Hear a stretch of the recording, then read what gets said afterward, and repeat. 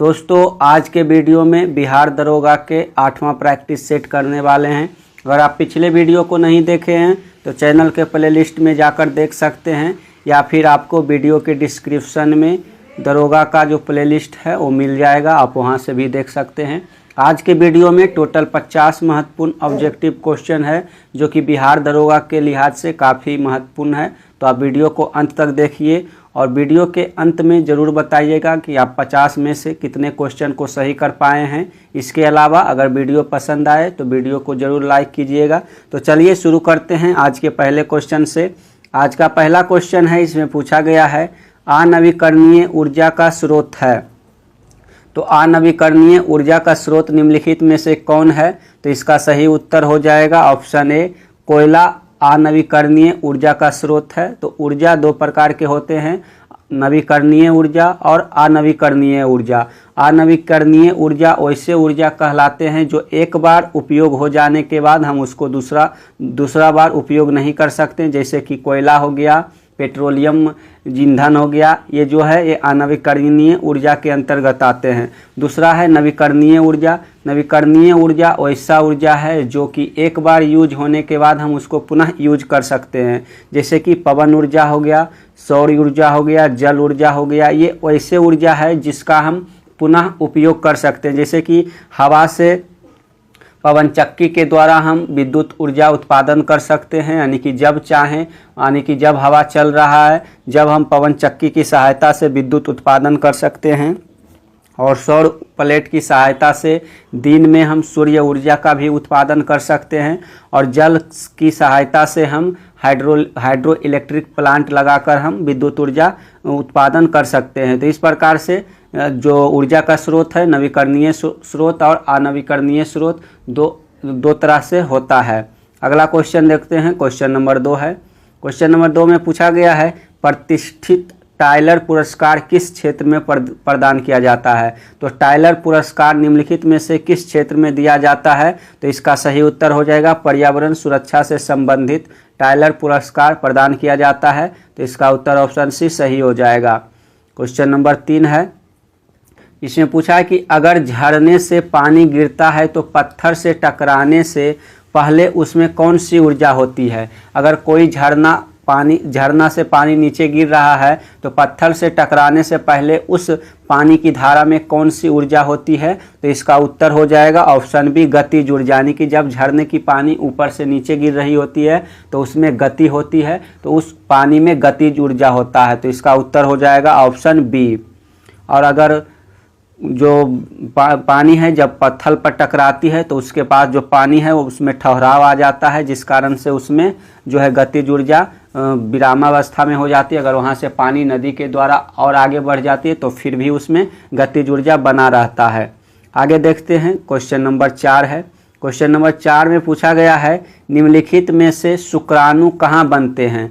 तो मानव शरीर में शुक्राणु कहाँ बनते हैं? तो इसका उत्तर हो जाएगा विरसन में शुक्राणु बनते हैं तथा अंडाशय में जो है अंडाणु बनते हैं। तो इसका उत्तर आपको पता होगा, तो इसका सही उत्तर ऑप्शन ए हो जाएगा। क्वेश्चन नंबर 5 है। क्वेश्चन नंबर 5 में पूछा गया कि सिंधु घाटी की सभ्यता के अधिकतर मोहरे किससे निर्मित है? तो सिंधु घाटी सभ्यता की अधिकतर मोहरे निम्नलिखित में से किससे निर्मित है? तो इसका उत्तर हो जाएगा ऑप्शन ए, सेल खड़ी नामक एक मुलायम पत्थर से निर्मित है। तो सही उत्तर ऑप्शन ए हो जाएगा। अगला क्वेश्चन है क्वेश्चन नंबर 6। इसमें पूछा गया है कि प्रांतीय सरकारों का गठन निम्नलिखित में से किस अधिनियम के तहत किया गया था? तो इसका सही उत्तर हो जाएगा ऑप्शन ए, 1935 के अधिनियम के तहत प्रांतीय सरकारों का गठन किया गया था।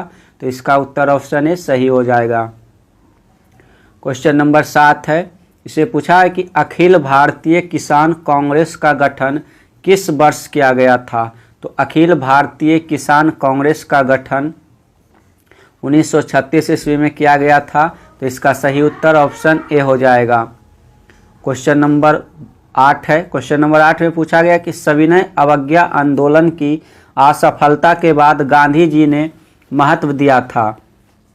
जब सविनय अवज्ञा आंदोलन असफल हो गया था उसके बाद गांधी जी ने निम्नलिखित में से किस प्रकार के कार्यक्रमों में अपना महत्व देना शुरू किया? तो इसका सही उत्तर है रचनात्मक कार्यक्रम में वो अपना जो है भागीदारी निभाना शुरू किए, तो इसका उत्तर ऑप्शन ए सही हो जाएगा। क्वेश्चन नंबर 9 है। क्वेश्चन नंबर 9 में पूछा कि भारतीय राष्ट्रीय कांग्रेस के दूसरे अधिवेशन की अध्यक्षता किसने की? तो भारतीय राष्ट्रीय कांग्रेस के दूसरे अधिवेशन की अध्यक्षता दादा भाई नौरोजी के द्वारा किया गया था। आप कमेंट बॉक्स में बताइएगा कि भारतीय राष्ट्रीय कांग्रेस का प्रथम अधिवेशन की अध्यक्षता किसके द्वारा की गई थी। अगला क्वेश्चन है क्वेश्चन नंबर 10। क्वेश्चन नंबर 10 में पूछा गया है मुगल चित्रकला किसके नेतृत्व में अपने शीर्ष बिंदु पर थी? तो मुगल चित्रकला जो है जहांगीर के नेतृत्व में अपने शीर्ष बिंदु पर पहुंचा था, तो इसका उत्तर हो जाएगा option A C. Question number 11 है। क्वेश्चन नंबर 11 में पूछा है कि गेहूं की खेती के लिए कौन से उर्वरक का उपयोग करेंगे? तो गेहूं की खेती के लिए जो उर्वरक उपयोग किया जाता है उसमें यानी कि गेहूं की खेती में अधिकतर जो मिट्टियां होती है उसमें नाइट्रोजन की कमी होती है, तो इसलिए हम गेहूं की खेती के लिए जो उर्वरक उपयोग करते हैं जिसमें नाइट्रोजन की मात्रा होती है, तो इसलिए यहाँ ऑप्शन के अनुसार सही उत्तर ऑप्शन ए हो जाएगा, नाइट्रोजन युक्त उर्वरक का प्रयोग करेंगे गेहूं की खेती में। क्वेश्चन नंबर 12 है। पूछा है कि जैविक सिस्टम में रासायनिक क्रिया की प्रक्रिया को तेज करने में उत्तरदायी पदार्थ है। तो जैविक सिस्टम में रासायनिक क्रिया को तेज करने के लिए उत्तरदायी पदार्थ निम्नलिखित में से कौन है? तो इसका उत्तर हो जाएगा enzyme. Question number 13। Question number 13 में पूछा है कि मधुमक्खी कॉलोनी के सदस्य एक दूसरे को किस प्रकार पहचानते हैं? तो मधुमक्खियां जो है अपने कॉलोनी में रहते हैं वो एक दूसरे को किस प्रकार से पहचानते हैं? तो गंध से, तो इसका सही उत्तर हो जाएगा ऑप्शन ए गंध से। क्वेश्चन नंबर 14 है। पूछा गया कि कर्नाट वंश का संस्थापक कौन था? तो कर्नाट वंश का संस्थापक निम्नलिखित में से कौन था? तो इसका सही उत्तर हो जाएगा ऑप्शन ए नान्यदेव। कर्नाट वंश बिहार का एक महत्वपूर्ण राजवंश था जिसके संस्थापक जो है नान्यदेव थे। क्वेश्चन नंबर 15 है। क्वेश्चन नंबर 15 में पूछा गया कि ओदंतपुरी शिक्षा केंद्र निम्न में से किस राज्य में अवस्थित था? तो ओदंतपुरी शिक्षा केंद्र जो है यह बिहार राज्य में अवस्थित था, तो इसका सही उत्तर ऑप्शन बी हो जाएगा। अगला क्वेश्चन है क्वेश्चन नंबर 16। बिहार का प्रथम मुस्लिम विजेता कौन था? तो बिहार पर विजिट करने वाला पहला मुस्लिम शासक या पहला मुस्लिम जो विजेता था वह कौन था? तो इसका उत्तर हो जाएगा बख्तियार खिलजी। क्वेश्चन नंबर 17 है। पूछा है कि धातु जब अम्ल से अभिक्रिया करता है तो कौन सा गैस उत्पन्न होता है? जब धातु जब अम्ल से अभिक्रिया करता है तो इस दौरान हाइड्रोजन गैस का निष्कासन होता है, तो इसका सही उत्तर ऑप्शन सी हो जाएगा। अगला क्वेश्चन है क्वेश्चन नंबर 18। पूछा गया कि साबुन का सह उत्पाद है, तो साबुन जब तैयार किया जाता है उसके साथ कौन सा उत्पन्न होता है? तो साबुन का सह उत्पाद निम्नलिखित में से कौन है? तो इसका उत्तर हो जाएगा ग्लिसरॉल जो है वह साबुन का सह उत्पाद है। क्वेश्चन नंबर 19 है। भारत में रेडियो का पहला प्रसारण किस वर्ष हुआ था? भारत में रेडियो का पहला प्रसारण किस वर्ष हुआ था? तो इसका उत्तर हो जाएगा 1923 ईस्वी।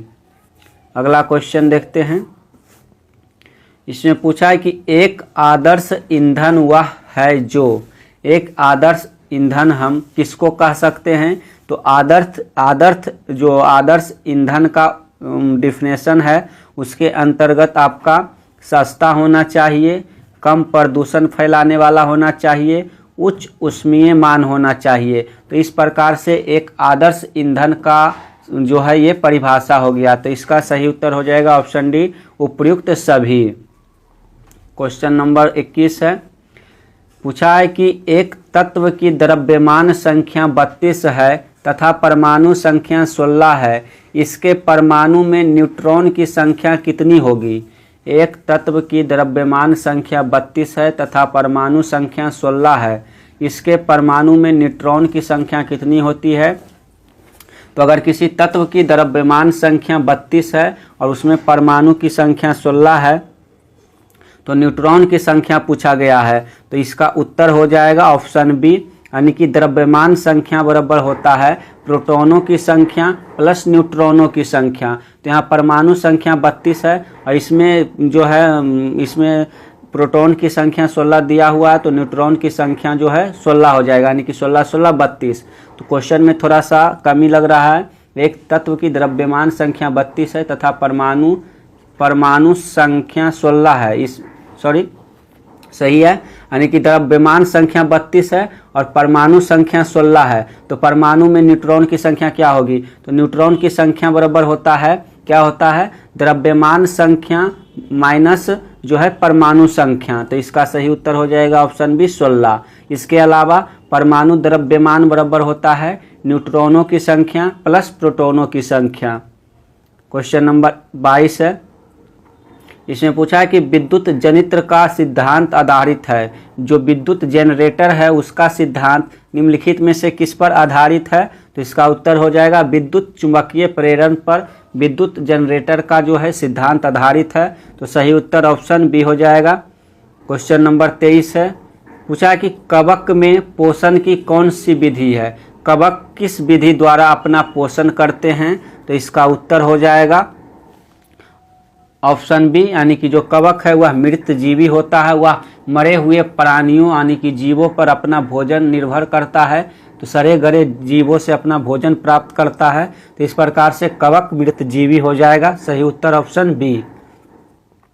क्वेश्चन नंबर 24 है, इसमें पूछा गया कि जीवाश्म ईंधन का उदाहरण है, जीवाश्म ईंधन का उदाहरण निम्नलिखित में से कौन हो जाएगा। तो यहाँ जीवाश्म ईंधन का उदाहरण कोयला है, लकड़ी है, गोबर गैस है। तो इसका सही उत्तर ऑप्शन डी हो जाएगा, ये सभी जीवाश्म ईंधन का उदाहरण है।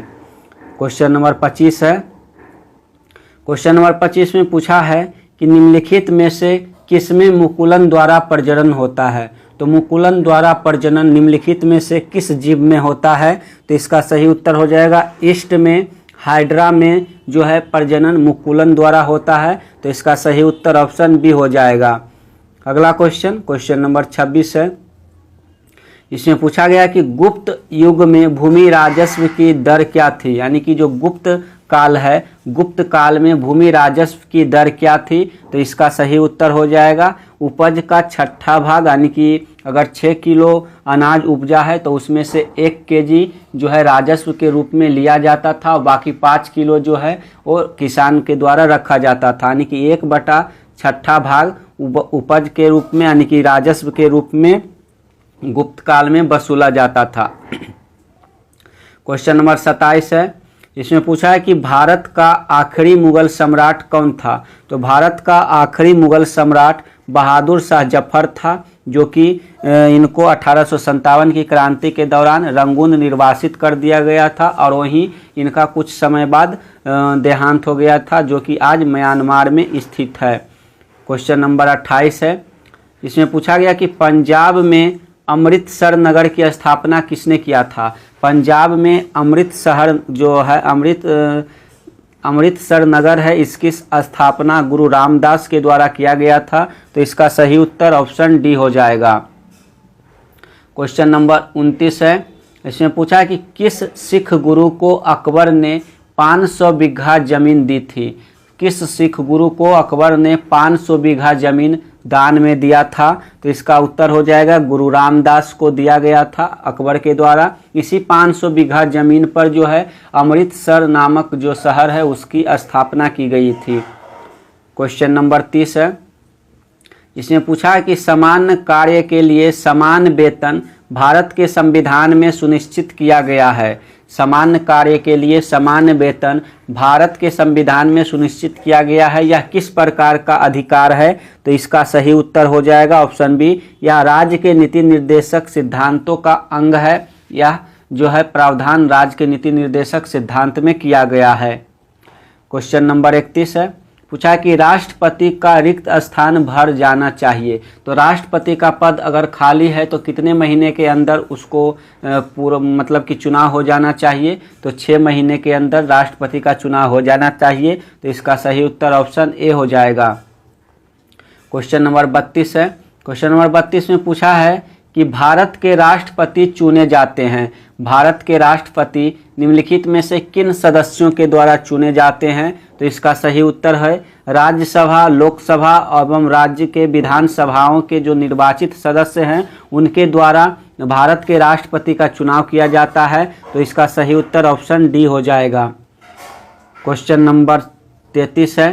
क्वेश्चन नंबर 33 में पूछा गया है कि संसद के लिए राष्ट्रपति का अभिभाषण कौन तैयार करता है? जो संसद में राष्ट्रपति के द्वारा अभिभाषण दिया जाता है उस अभिभाषण को किसके द्वारा तैयार किया जाता है? तो इसका उत्तर है केंद्रीय मंत्रिमंडल के द्वारा वह जो अभिभाषण है तैयार होता है। तो सही उत्तर ऑप्शन डी हो जाएगा। क्वेश्चन नंबर 34 है। इसमें पूछा कि राष्ट्रपति के उम्मीदवार के लिए आवश्यक नहीं है, राष्ट्रपति के उम्मीदवार के लिए निम्नलिखित में से कौन सी अर्हता आवश्यक नहीं है?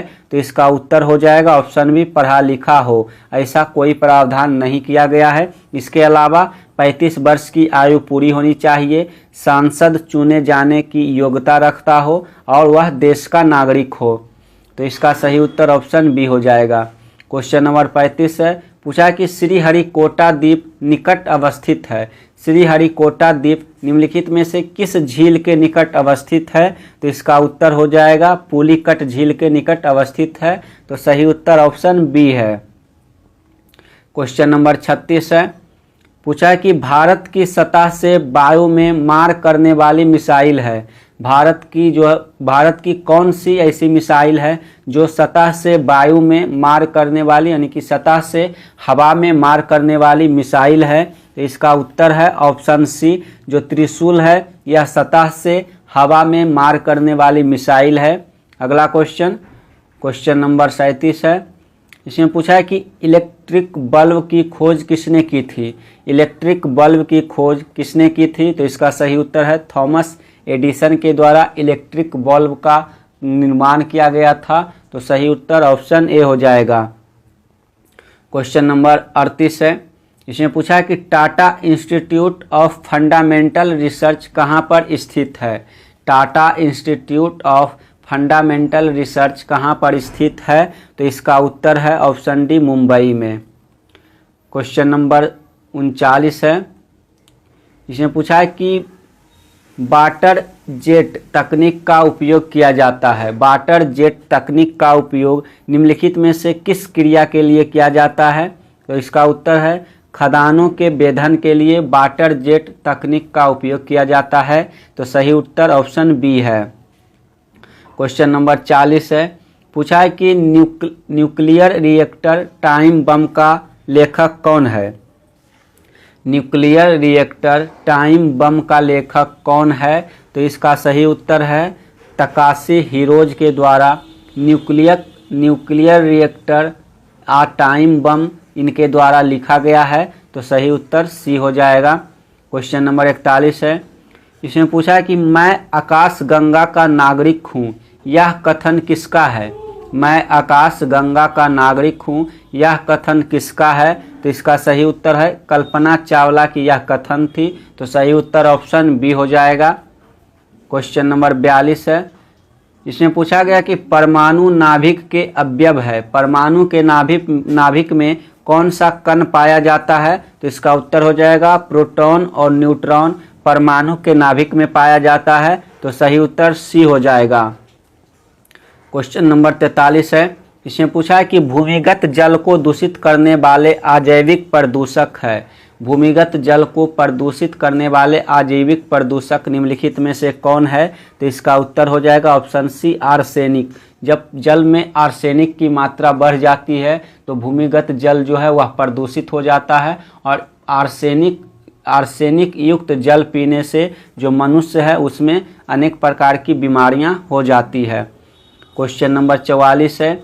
इसमें पूछा है कि अंतर्राष्ट्रीय अम्ल वर्षा सूचना केंद्र स्थापित किया गया है। अंतर्राष्ट्रीय अम्ल वर्षा सूचना केंद्र कहाँ स्थापित किया गया है? तो इसका उत्तर है ओस्लो में। क्वेश्चन नंबर 45 है। पूछा है कि निम्नलिखित में से कहाँ आर्सेनिक द्वारा जल प्रदूषण सर्वाधिक है? तो आर्सेनिक द्वारा सर्वाधिक जल प्रदूषण की जो अभिक्रिया है यानी कि जो प्रक्रिया है वह आपके पश्चिम बंगाल में ज़्यादा देखने को मिलता है, तो इसका सही उत्तर हो जाएगा ऑप्शन डी। इसके अलावा गंगा के जो तटवर्ती कुछ इलाके हैं वहाँ भी आपको आर्सेनिक से जल प्रदूषण की मात्रा देखने को मिलेगी। तो इसके अलावा पश्चिम बंगाल में आर्सेनिक से प्रदूषित जल की मात्रा सर्वाधिक देखी जाती है, तो इसका सही उत्तर ऑप्शन डी है। क्वेश्चन नंबर 46 है। इसमें पूछा है कि निम्नलिखित में से कौन सा एक कार्बोहाइड्रेट नहीं है। निम्नलिखित में से कौन सा एक कार्बोहाइड्रेट नहीं है, तो जो ग्लाइसिन है यह कार्बोहाइड्रेट नहीं है। इसके अलावा सुक्रोज, फ्रक्टोज, ग्लाइकोजन ये सभी कार्बोहाइड्रेट का अन्य प्रकार है, और जो ग्लाइसिन है यह कार्बोहाइड्रेट का प्रकार नहीं है, तो सही उत्तर ऑप्शन सी हो जाएगा। क्वेश्चन नंबर 47 है। इसमें पूछा है कि डायनासोर जीवाश्म राष्ट्रीय पार्क की स्थापना किस जिले में की जा रही है। डायनासोर जीवाश्म राष्ट्रीय पार्क की स्थापना निम्नलिखित में से किस राज्य में किया जा रहा है, तो इसका सही उत्तर हो जाएगा ऑप्शन सी, धार में। यह मध्य प्रदेश की एक जिला है जो कि धार के नाम से जाना जाता है, तो इसका सही उत्तर ऑप्शन सी हो जाएगा, धार, मध्य प्रदेश।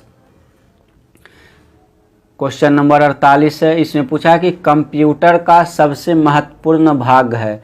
कंप्यूटर का सबसे महत्वपूर्ण भाग क्या होता है, तो इसका उत्तर हो जाएगा सीपीयू यानी कि सेंट्रल प्रोसेसिंग यूनिट। इसके अलावा कीबोर्ड, डिस्क, प्रिंटर ये सभी कंप्यूटर के अन्य हार्डवेयर हैं। क्वेश्चन नंबर 49 है। इसमें पूछा कि रोबर्स कप का संबंध है। रोबर्स कप का संबंध निम्नलिखित में से किस खेल से है, तो इसका उत्तर है फुटबॉल से रोबर्स कप का संबंध है। क्वेश्चन नंबर 50 है, जो आज का आखिरी क्वेश्चन है। इसमें पूछा है कि डेविस कप किससे संबंधित है। डेविस कप निम्नलिखित में से किससे संबंधित है, तो डेविस कप टेनिस से संबंधित है, तो इसका सही उत्तर ऑप्शन सी हो जाएगा। तो दोस्तों आज के वीडियो में टोटल 50 ऑब्जेक्टिव क्वेश्चन देखें जो आपके एग्जाम की दृष्टि से काफ़ी महत्वपूर्ण था। तो 50 क्वेश्चन में से कितने क्वेश्चन आप सही कर पाए हैं कमेंट बॉक्स में ज़रूर बताइएगा। अगर चैनल पर नए हैं तो चैनल को सब्सक्राइब करके बेल आइकन दबा लीजिए, और जिसके अलावा अगर वीडियो पसंद आया हो तो वीडियो को ज़रूर लाइक कीजिए। तो चलिए मिलते हैं एक नए वीडियो के साथ, तब तक के लिए धन्यवाद। जय हिंद, जय भारत।